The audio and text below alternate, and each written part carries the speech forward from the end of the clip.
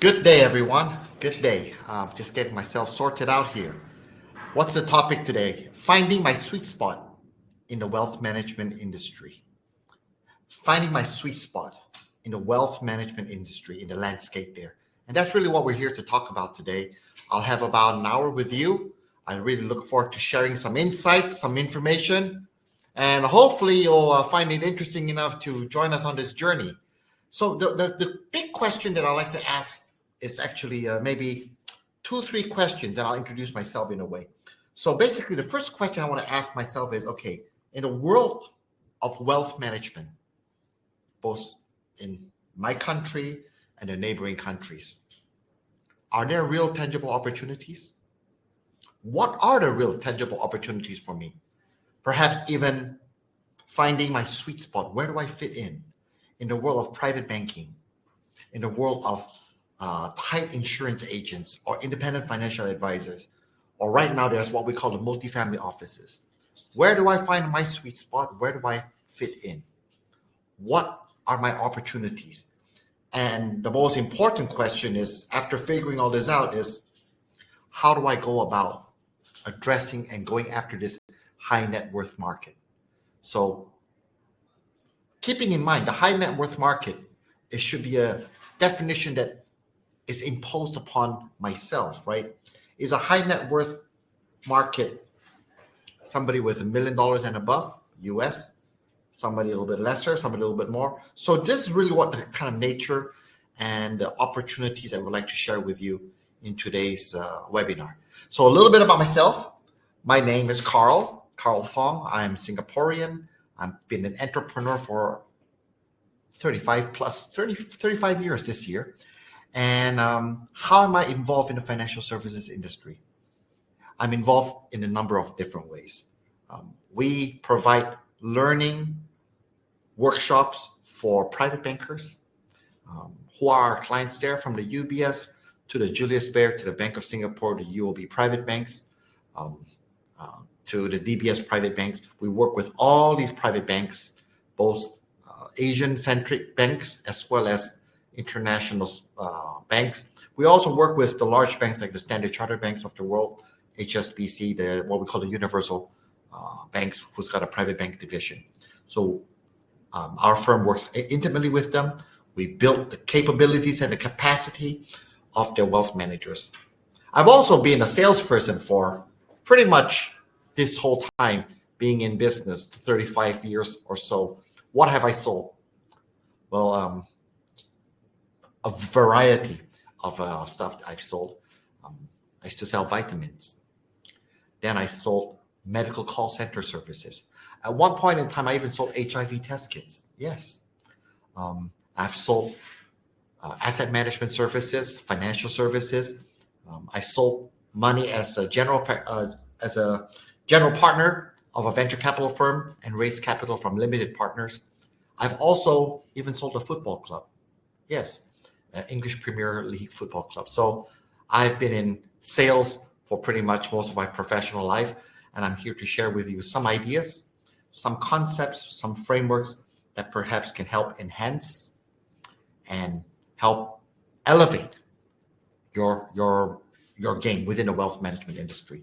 So on a special note, specifically for wealth management industry, I've been involved in training private bankers, financial advisors, insurance advisors in many different countries. So I understand and I appreciate the different flavors, both from a cultural nuance point of view, as well as from a competitive industry positioning point of view, and even the different dynamics between different jurisdictions. So I've been involved in training bankers in Zurich, from Zurich to London, to Dubai, to Mumbai, Chennai, Delhi, Tokyo as well, even Seoul, Korea, Jakarta, Singapore, Malaysia, Philippines, Hong Kong, and of course, China. So we've been involved intimately in driving wealth management best practices in all these countries. So I'm in a position to share with you truly what best practices are all about, and perhaps welcome you to join in this journey with us.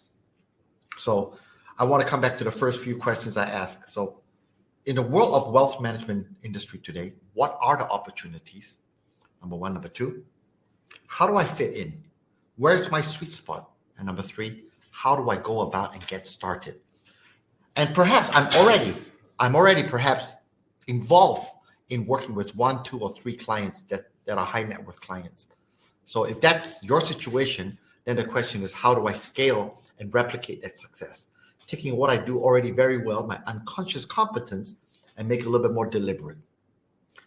If I'm not servicing high net worth clients at the moment and I wish to do that, then the question is, okay, how do I get started? And what do I need? What are the things that I need in my toolkit to be able to effectively and efficiently engage with that market? The program that I'm talking about is what we call Executive eCWMA program, Executive Certified Wealth Management Advisor Program. It's a 3-day workshop. It's actually a series of one day, packaged in a 3-day workshop. It's an IBF, Institute of Banking and Finance approved program. So for those who are eligible, there will be some subsidies offered there. But the question is, why is this workshop different? And I want to share with you 3 important points about this workshop. First, it's developed specifically for application. Knowledge right now is Google, YouTube, books. Knowledge is information. This workshop is different because it's specifically application focused. So we're not going to show you all the ingredients in the kitchen. We're going to actually show you how to use those ingredients and cook it. And then we're going to ask you to try and cook yourself. So what I'm trying to say is, we're not taking theory, we're taking it into application. That's the first unique point about our workshop. The second is, you get exposed to a world that perhaps you may not be familiar with. This world of private banking, high net worth, ultra high net worth, multi-family office, single family office, same, different. How do I make sense of it? What are they currently doing? What are they not doing? How do I fit in? How do I complement? Or perhaps how do I even compete effectively and efficiently? So that's the second part of this. We will have a number of different speakers, guests, and trainers and coaches that are coming into this workshop to share their real practical industry experience. That's the second part. The third, and perhaps the most crucial part of this program is, this is not just a training program that imparts capabilities and competencies. We have a certification behind it. The certification is from the International Society of Financial Professionals. International Society of Financial Professionals. You will join about 20,000 other professionals around the world in getting a certification that will hopefully allow you to be in a better standing with your clients, better standing amongst your peers, and better standing amongst the best of the best. So it would be a certification called the Certified Wealth Management Advisor. So we see these are 3 very unique, very distinct application-based program details. If you are already in the business, and if you are looking to increase your own personal income, your personal wealth, and you're providing wealth and financial investment advisory services already, I would suggest that this would be a critical program for you to consider for one simple reason. You want to practice what you preach, right? You want to be able to learn what a best practice is, so when you preach it, you speak with absolute conviction. So actually, this program, with all honesty, is designed for those who's already in the business of providing financial advice, is already in the business of providing investment advice. You may have already been licensed with it. Then the question is, how do I up my game? For those who are looking to join into the industry, this could be a intensive boot camp to jump right into this world of wealth management and wealth management industry, and understand who are the main players, and perhaps if this is your cup of tea, or if this is an area that you want to get a little bit more involved in. So I think there's a takeaway for everyone that's interested to participate. Now let me jump right into this. What does it take? How do I find my sweet spot in the wealth management industry landscape? I've trained, I would say, over 5,000 private bankers across 15 countries, maybe 20 different nationalities, and specialists that have 25 years experience to new management associates coming into the industry. I've trained a lot of people. I find maybe there's 3-4 key differentiators that makes a private banker, a wealth manager, really, really outstanding. And what we try to do is we try to build those key factors into this 3-day program. And we assure you that we're taking the learning methodologies that are implemented by global organizations. The people who's designed the program were the former head of learning at UBS, former head of learning at Credit Suisse, the current people who is owning and who's training the different banks around the world. So we're taking that program's essence and distilling it and making it relevant for you. But I come back to this. I believe there's 3 or 4 key anchors of success in finding your sweet spot, or perhaps my sweet spot in the wealth management industry. First is, how do I shift from being a salesperson to becoming an advisor? Easy to say, very hard to do. Let me repeat that. First, how can I switch? How can I transition from being a salesperson to becoming an advisor? Why would I want to do that? Why? It's because advisor gets paid more.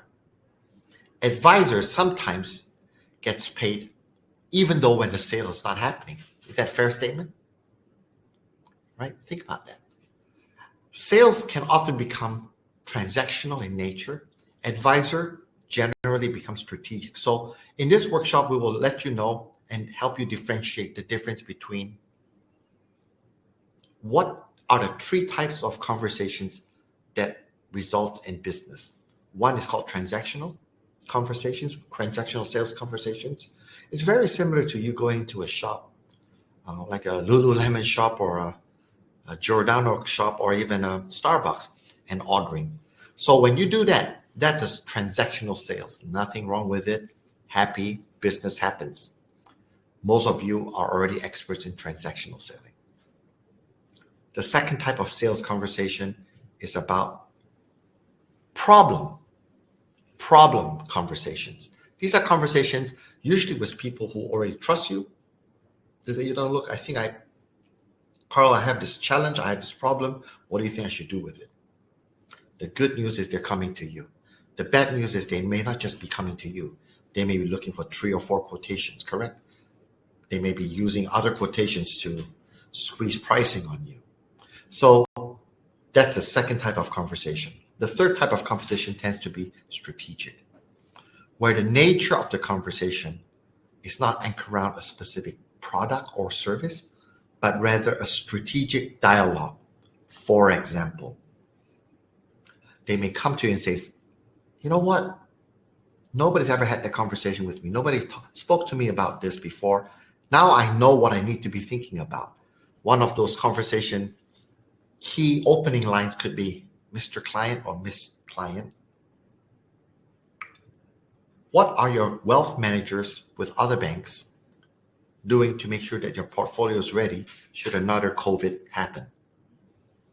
How ready is your portfolio to withstand another global crisis like that?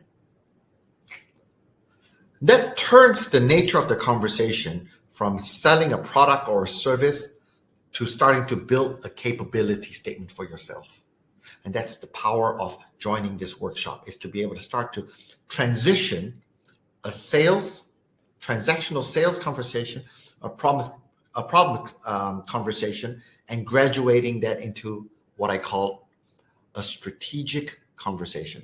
So coming back to a quick summary, one of the core capabilities of finding your sweet spot is to have that capability, which is the quality of conversation needs to be enhanced.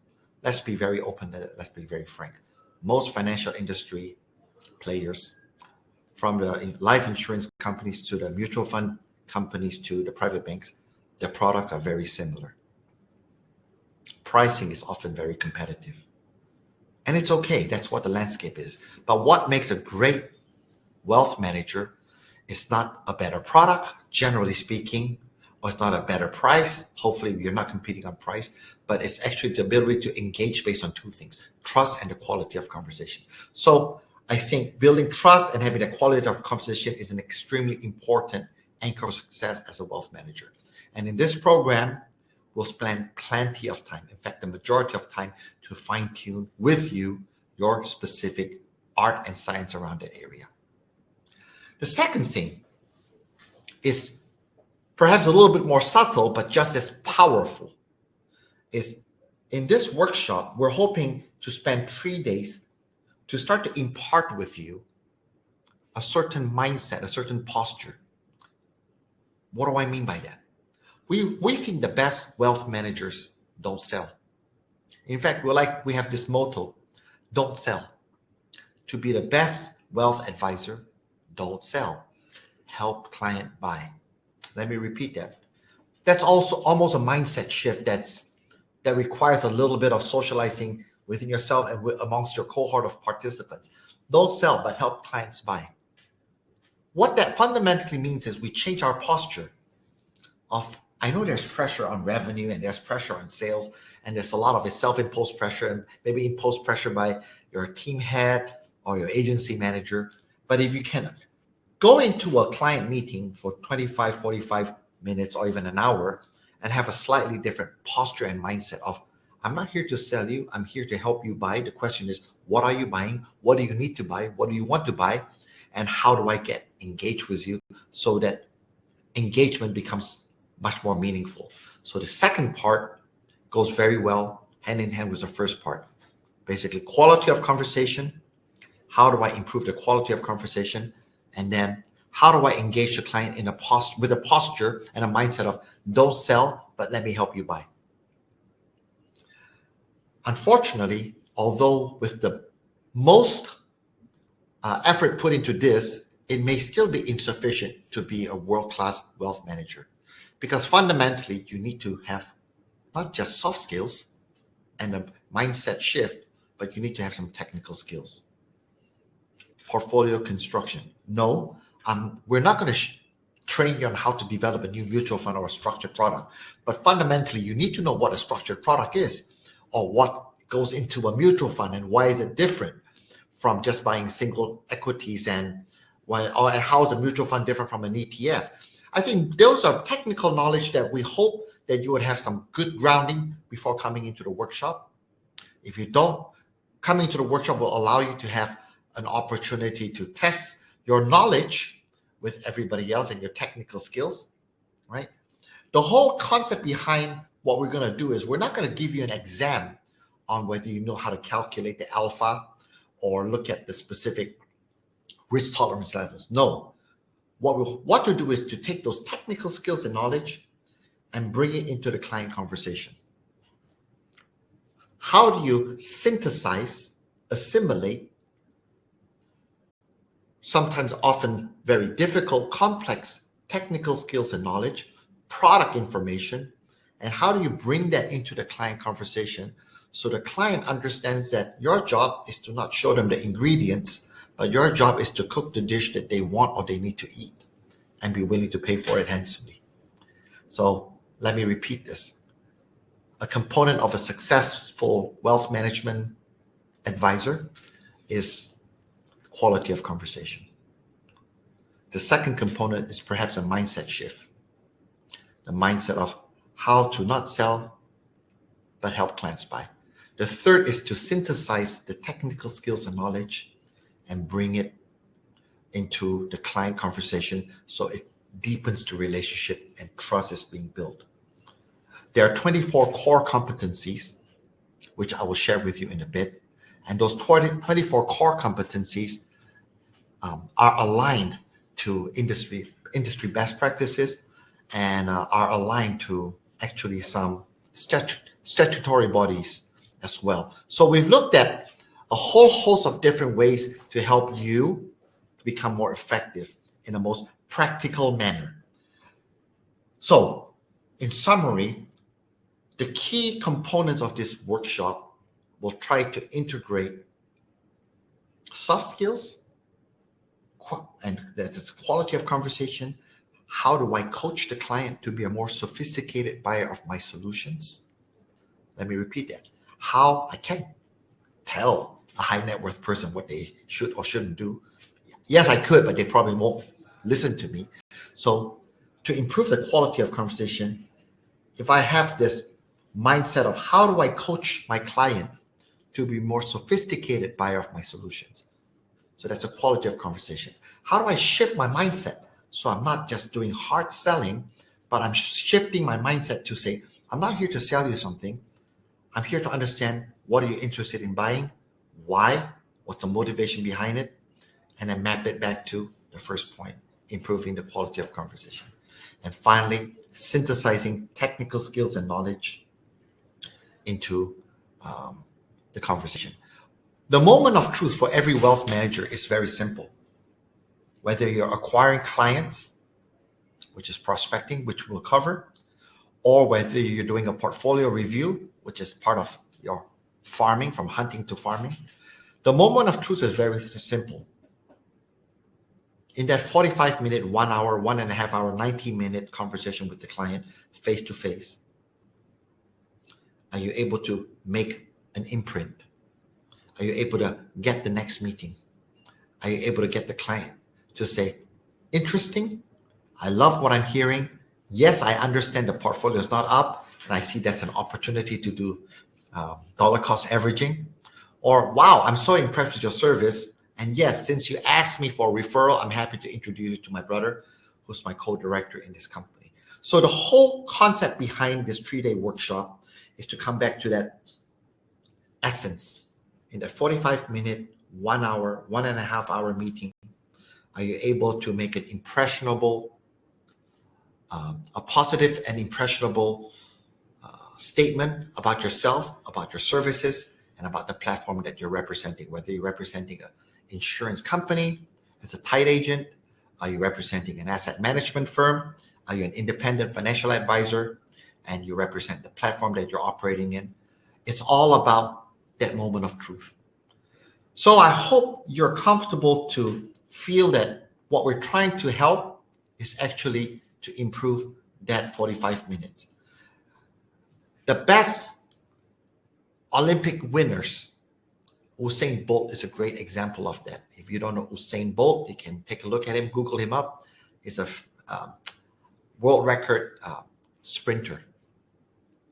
Keeping in mind, this is what he does for a living.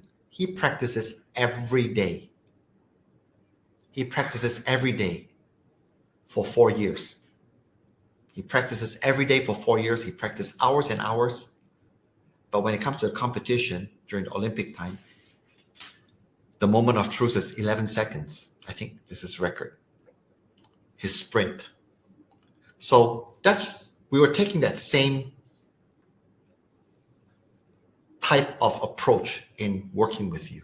So we want to work with you, have you have a lot of chance to practice, make the mistakes inside the classroom amongst your peers, share best practices, have a bit of sparring, get into role plays. Yes, we'll make you not just listen to me or to the trainers and the coaches, but we'll get you to try it out. It'll probably not work the first time. It's okay. We think that learning through mistakes is a very powerful way of learning, but we never want to put you in front of a client, a real client, and have you fall over. That would be disastrous. We're going to create a laboratory type of environment, a workshop type environment, which allows you to kind of test your limits.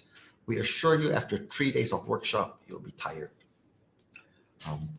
Isn't that what training is all about? If you walk out after a workshop in the gym and you're not breaking a sweat, it's not really, you didn't get your money's worth. So we'll be very, very sure.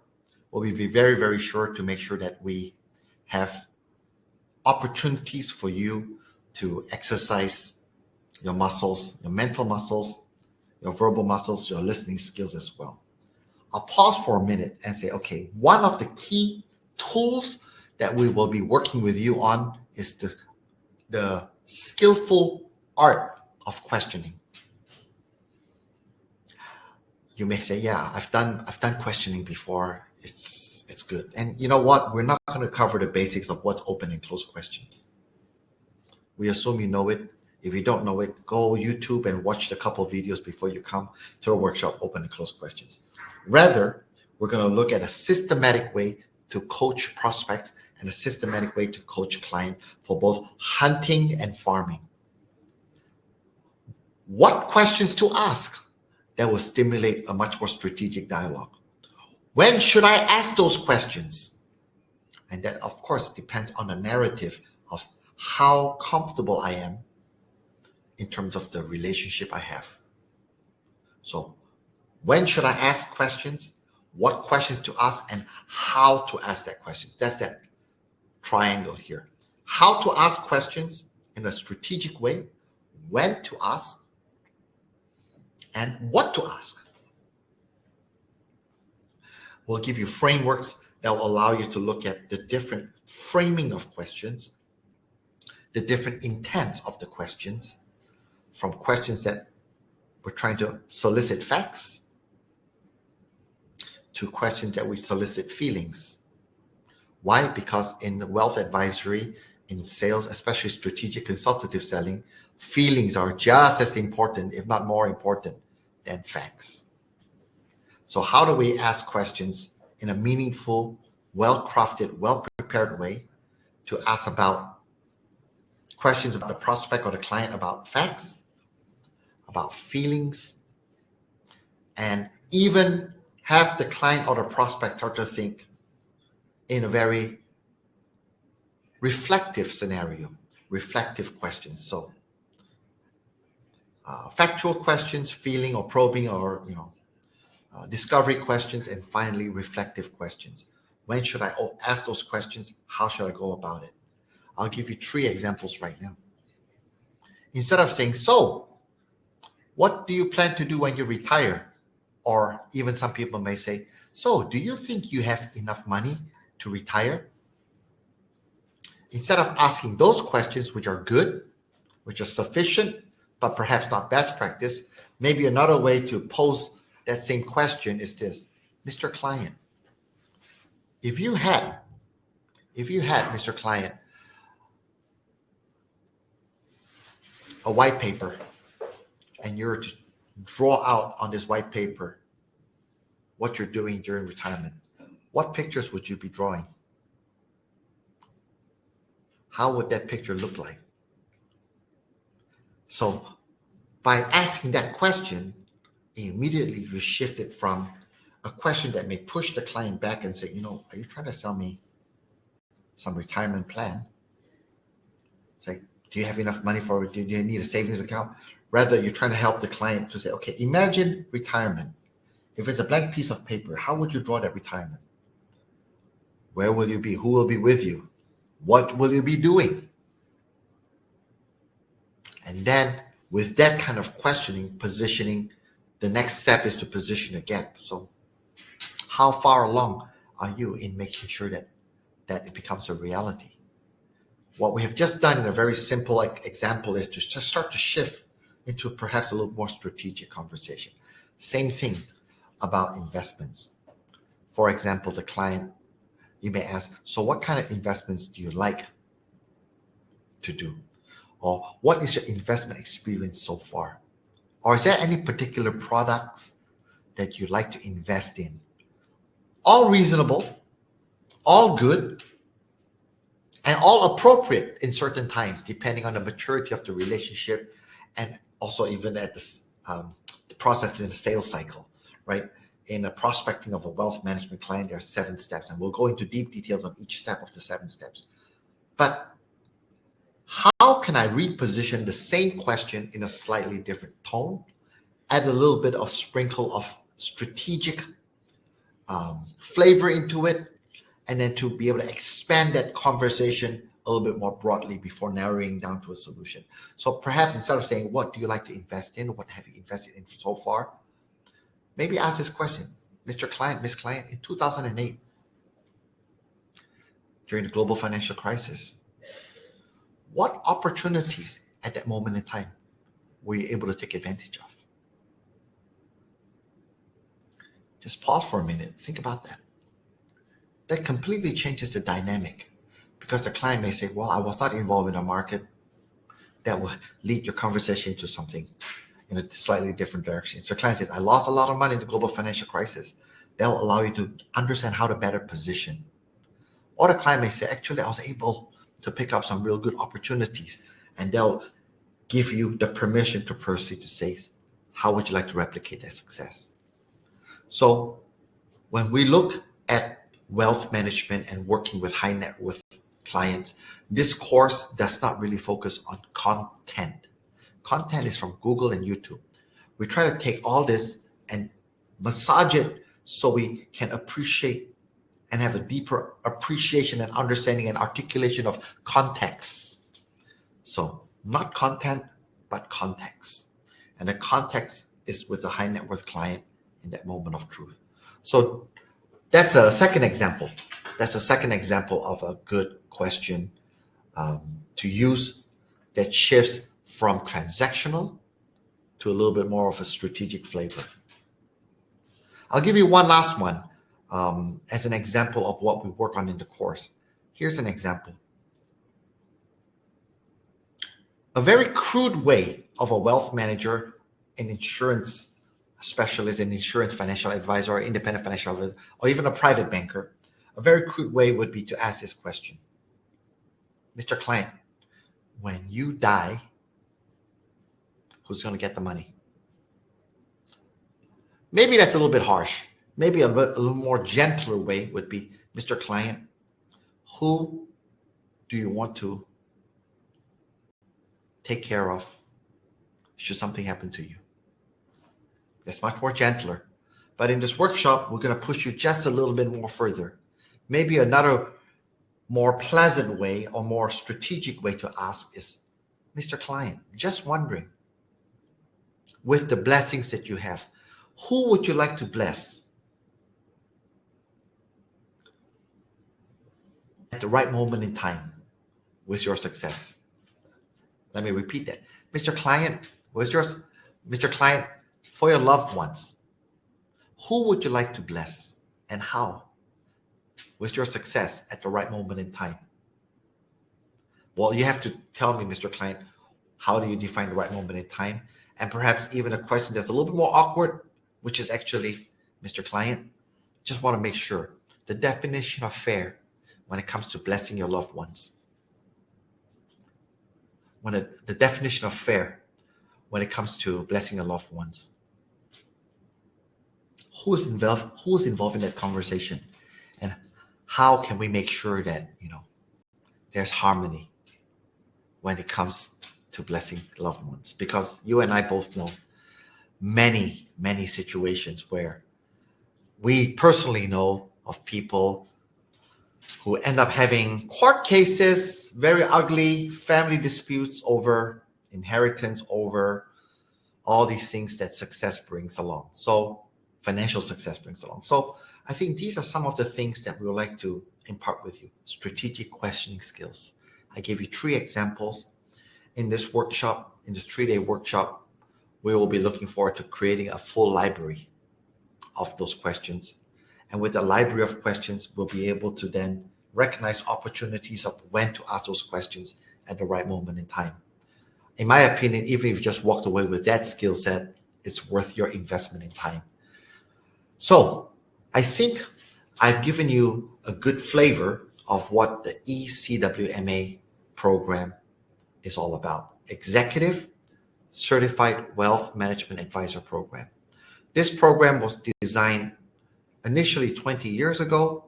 It's since been updated, and we have had approvals from even the Singapore Institute of Banking and Finance for the program's content and the approach that we're taking. We have hundreds of people already going through this program around Asia. I think a couple hundred in Singapore as well. We welcome you to join us in this journey. As you know, when you join the program, it's not just the content and the context and the ability to practice. It's also the relationship that you'll have with our coaches, with our speakers, with our trainers, and with the additional cohort that's coming in there. So we welcome you to be able to spar with your peers in a very constructive and productive way. I want to take a moment to also talk a little bit about industry practices, because in my opinion, wealth management is a very broad landscape. We need to figure out how to make sense of it when we talk to a client, right? From asset managers to insurance providers, risk management providers, private bankers, right? Venture capital, private equity. So we will have extensive sharing about how these different industry players come in play, and is it suitable to have everyone on the table and all the different product platforms. And your client, which is a high net worth client, will also even ask questions that you should be at least ready to have an intelligent conversation about. You don't have to be the expert, but you should be able to conduct a conversation without being embarrassed about it. For example, if a client says, you know what, one of my friends just offered me to invest in a venture capital firm, and another friend asked me to invest in a private equity firm. Hey, what's the difference between venture capital and private equity? Which is better? Which is worse? And should I do that? And actually, how much of if I had $100 worth of net worth of investable assets, how much should I deploy into these things? Or even asking questions about Bitcoin or tokenization of real estate assets. What is that all about? I think as wealth managers, we don't have to be a domain expert in every one of these topics, but we need to be able to have enough information to be able to carry an intellectual conversation. In this workshop, we'll expose you to some of these industry words, nomenclature, vocabulary, so that you feel comfortable to be able to have a sense of peace, I guess, when you have a conversation with clients, giving you at least you know what questions to ask, how to engage, and if it's someone that is willing to give you the time of day, then you can say, you know what, the private equity and venture capital are both interesting. Give me a day. Let me give you a quick summary. But here's what I do know. Venture capital tend to look at, startups as they work to a monetization event of an IPO, whereas private equity, I think, tends to focus on companies that are underperforming, but they're a little bit more mature, and they're looking for some capital for strategic growth with an eventual exit. So at least you can have the lingo around some of these things. So apart from questioning skills, conversational skills, which are what I call the soft skills, you will also be exposed to some of these more technically inclined conversations. We'll look at different kinds of products that are available that a private bank is offering. We'll look at some of the business models of what the private bank does, and where do we as financial advisors, independent or tied, where do we fit in? So that's really what this program is designed for, this 3-day program. I hope I've given you enough flavor to feel interested to learn more. That's really it. I hope I've given you enough due consideration that you're prompting your curiosity to say, okay, what does it take for me, where I am now, to where I need to be in order to engage in the ultra high net worth, the high net worth space, and finding my sweet spot in the wealth management industry. If I may have some of the slides coming up, I'll quickly have my colleagues there. So this is the slide called Executive Certified Wealth Management Advisor Program, which is accredited by the Institute of Banking and Finance of Singapore. But I want to jump right into that question I asked earlier, which is, what are the competencies? And let's take a look at this. It's a little bit complex, but it's not. Allow me to explain a little bit. You'll see on the left side of the screen, right, there are 6 layers of core competencies of a relationship manager, of a wealth manager. We call them a relationship manager, you call it a wealth manager. This term is used interchangeably in the private banking, wealth management, independent financial advisory space, as well as tied agent space. So the value proposition from top to bottom, the legend from top to bottom. The first layer is called value proposition. What is my personal values statement, proposition? What is the proposition of my platform, my organization, right? Julius Baer, Bank Julius Baer, for example, one of its core value proposition is here's what we don't do. We're not in investment banking. We're not in asset management. We're not in corporate banking. All we do is wealth management, private banking. That's a value proposition statement. So we will explore that for different organizations, but we will also explore that for yourself. The second is client engagement. And you can see on the right side, the circle, engage, discover, pitch, execute, and review. Wealth management advisory conversations tend to focus on these 5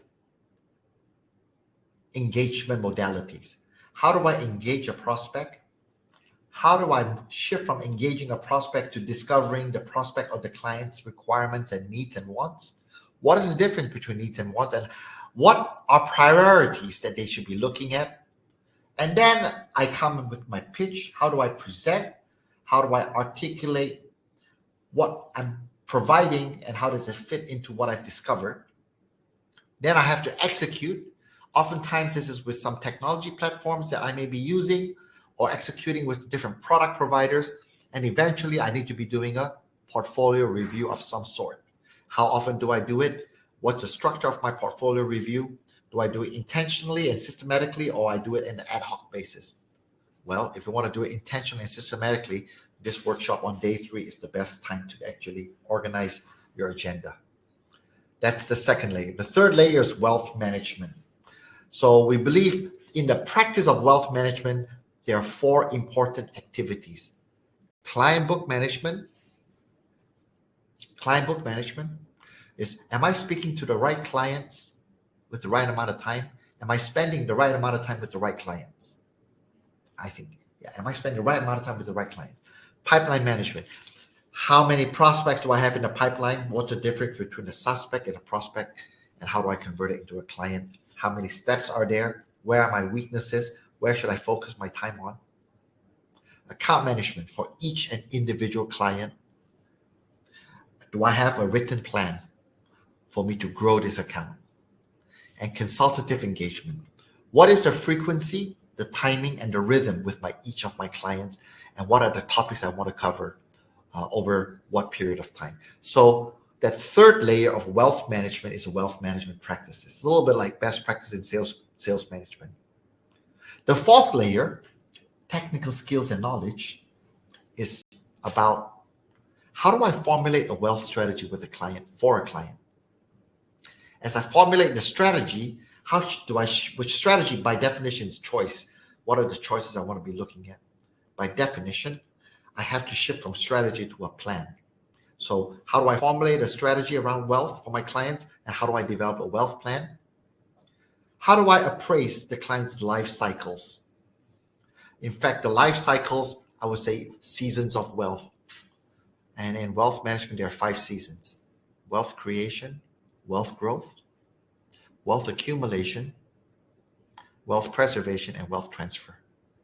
In these different 5 seasons, what kind of topics should I be bringing up? How do I coach my clients along this journey of wealth? In fact, how do I even recognize where my clients are in this journey, right? We'll look at behavioral finance biases, buy low, sell high, why that doesn't work.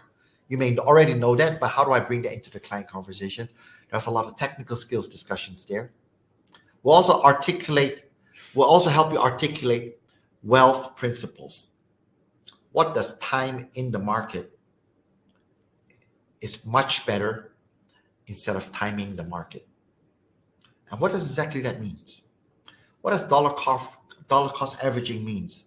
And when should you be looking at doing that, whether it's a bull or bear market, and depends on what we call the house views, or how do we integrate our organization's investment outlook towards those wealth principles in the client conversation. And if you're using some technology tools, we're not going to cover specific technology tools because there's too many out there, but we put it as a core competency because it's important for you to be using technology tools to help with your investment advisory practice. So that's the fourth layer, technical skills and knowledge. Fifth layer is asset class and product knowledge. Yeah. Are you in a position to explain and position foundational assets? What do I mean? Cash, fixed income, which is bonds, equities. Are they appropriate for a portfolio? Explain and discuss modified assets, enhanced assets, for example, mutual funds, right? Structured products. Are we able to describe special asset classes, maybe art, wine, and as I mentioned earlier on, we talked about venture capital, private equity, hedge funds. It's a very broad industry game that's out there. How do we make sense of all of this? Again, in this 3-day program, I can assure you, you're not going to, unless you're already coming as a hedge fund manager, I can assure you, our emphasis is not to become a venture capitalist overnight or an asset manager overnight. Our goal is to bring all these vocabulary concepts and be ready to have a meaningful strategic conversation with the client, right? We also have under the fifth layer, the asset class and product knowledge.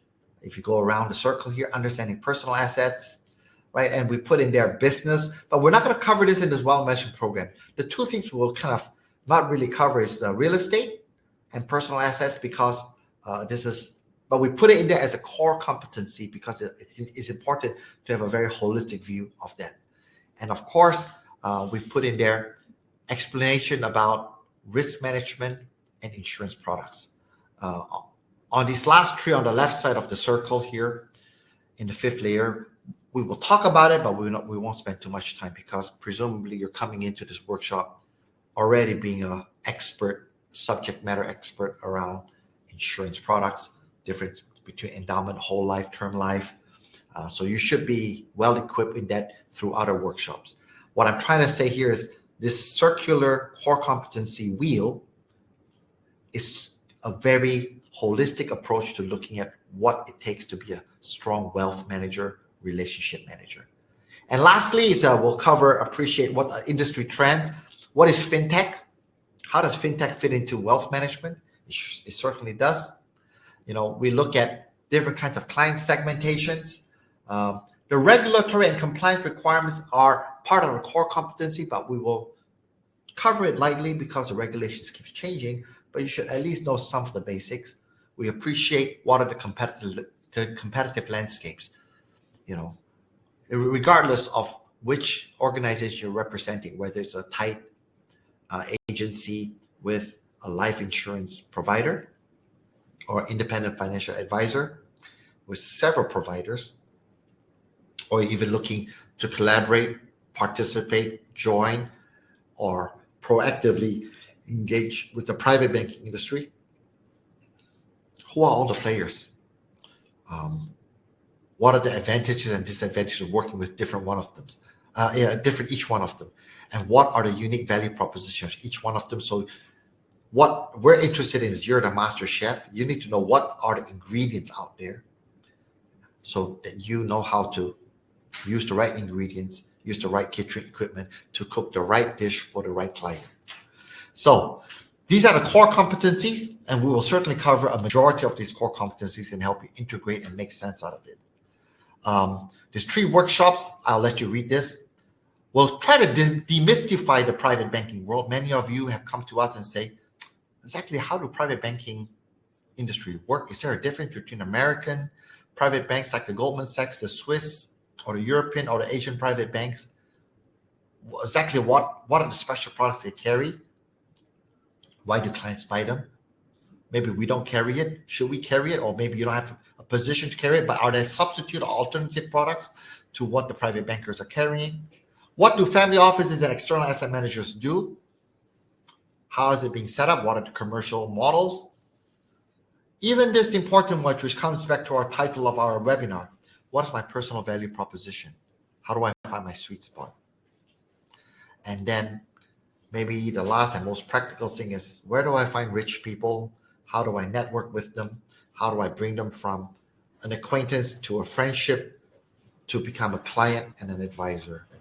As an independent financial advisor or a type financial advisor, how do I journey together with my clients to add strategic value, not just transactional value in the relationship?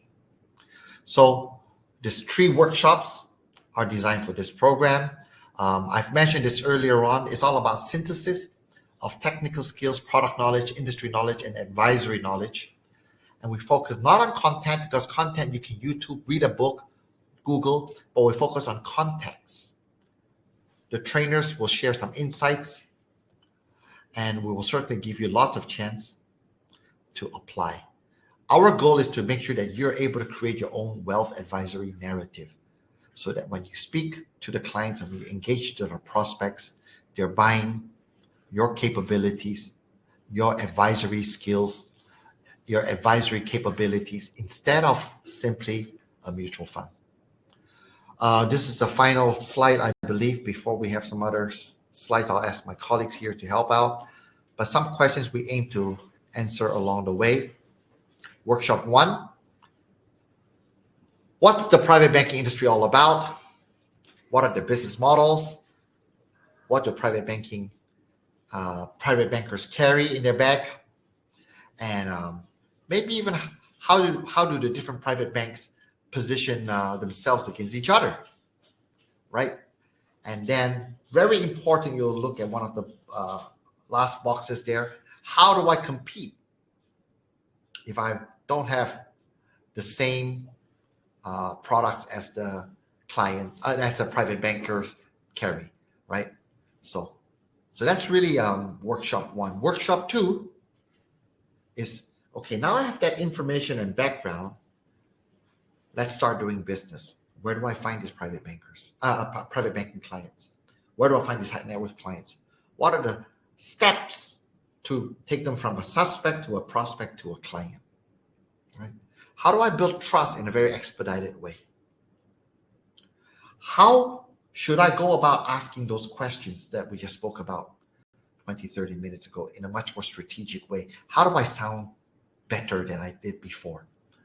And in the different seasons of wealth, which I just mentioned, the 5 seasons, how do I engage the clients with the right tonality so that I'm able to build trust in that 1-hour meeting so that they will come to me with specific financial wealth requirements? That's the workshop number 2, the second workshop. Workshop number 3 continues that journey. When you do a client review, portfolio review, what if a client throws some comments like, you know what, why am I listening to you? Shouldn't we just be buying Berkshire Hathaway? Warren Buffett is one of the world's most famous, if not the most famous investors. Why don't we just follow him? How do we tackle that question? It's a fair question. It's not wrong, but perhaps it's incomplete. So how do we help our clients through those rather interesting, fair questions that deserves a response, right? What are the different investment strategies that the asset managers take on, and should we follow it or should we just appreciate it? And prior to closing or asking for new money from clients or new business referrals, what are the potential objections they're facing, that you're facing, that you may face? Maybe now's not the time. Let me wait and see. Better talk to my husband or my wife. I think now's not a good time to make any investments. Just put it in cash is good. You know why? Why are we even talking about this? When we're talking about a 7, 8, 9% return, I make more money in my business. Or are you sure this is the best product?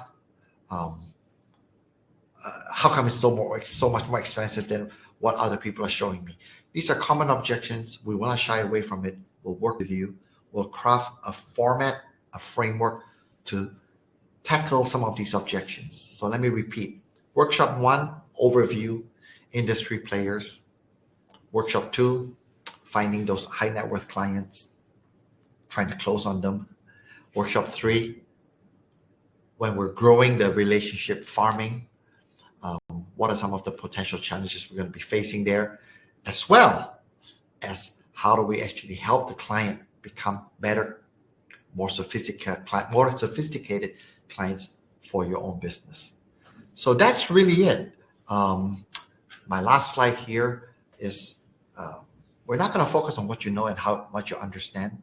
We'll certainly spend time if you don't understand, but we want to focus on application.